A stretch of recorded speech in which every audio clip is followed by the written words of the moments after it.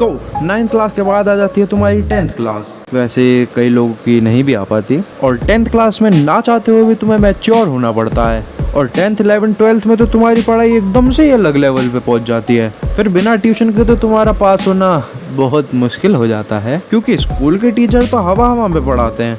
वो लोग पढ़ाते पढ़ाते पता नहीं अपना कौन सा इंसिडेंट बताने लगते हैं। कहीं वो भी तो यूट्यूब पे वीडियो नहीं बनाते जब भी वो इतना ऑफ टॉपिक जाते हैं, जैसे कि मैं जा रहा हूँ।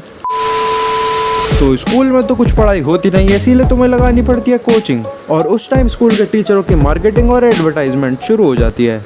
और फिर ये तुमसे कहेंगे कि अरे तुम हमारे यहाँ पढ़ने आओ, हमें ज्ञान के 14। लेकिन सर, अरे तुम टेंशन मत लो, मैं तुम्हें पास करा दूंगा, क्योंकि पेपर तो मैं ही बनाऊंगा।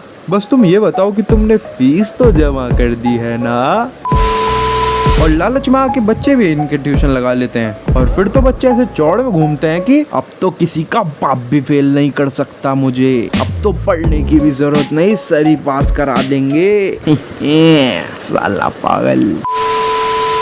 और एग्जाम के दिन इनके लग जाते हैं, अब देखना मैं कैसे टॉप मार। अरे मेरे ग्रेड तो जेड में चले गए। मैं सिर्फ फेल ही नहीं हुआ, बल्कि मेरा 3 क्लास डिमोट और हो गया। तो मैंने थोड़ा ना कहा था कि पढ़ाई मत करो। वैसे इस क्वार्टर की फीस भर दी ना तुमने?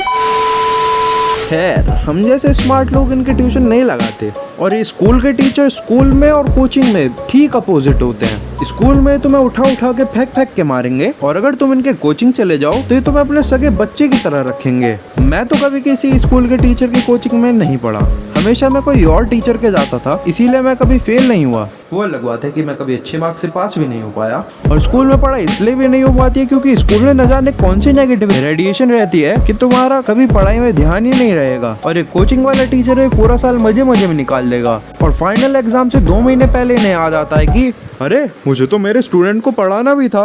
और फिर वो अपनी ऐसी अद्भुत शक्तियाँ दिखाते हैं कि पूरे साल का सिलेबस ही 1 महीने में ही कंप्लीट करा देते हैं। वो अलग बात है कि बच्चों को समझ आता ही नहीं आता, परंतु अजीब दोस्त, फिर ये छात्र परीक्षा में उत्तीर्ण कैसे होते हैं? क्योंकि कहानियां खत्म नहीं होती है। अब बच्चों के लिए भगवान बन के आता है बायजूस, नहीं यूट्यूब। आई एम श्योर तुम लोगों ने कभी ना कभी एग्जाम से 2 दिन पहले बैठकर भाई की पढ़ाई की वीडियो जरूर देखी होगी। भाई साहब, स्कूल के टीचर एक तरफ और यूट्यूब के टीचर एक तरफ। पता नहीं ऐसा कौन सा टोना टोटका करते हैं जो इनकी थोड़ी बहुत ही सही लेकिन भेजे में जरूर घुसती है बात। इसलिए बच्चे एग्जाम में पास तो हो ही जाते हैं। इसीलिए मेरे स्कूल के टीचर तो यूट्यूब के टीचरों से चढ़ते थे और यूट्यूब से पढ़ने को मना करते थे।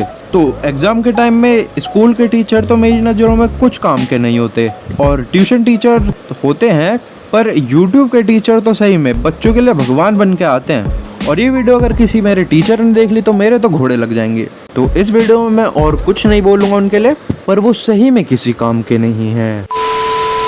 तो हाँ यार, आज की वीडियो के लिए बस इतना ही। मुझे नहीं पता तुमको ये वीडियो कैसी लगी, परंतु अगर तुमको ये अच्छी लगी हो तो इसे लाइक कर दें। नहीं, लाइक के साथ सब्सक्राइब भी कर देना, दोनों एक साथ, ठीक है ना? ठीक है, समझ गया।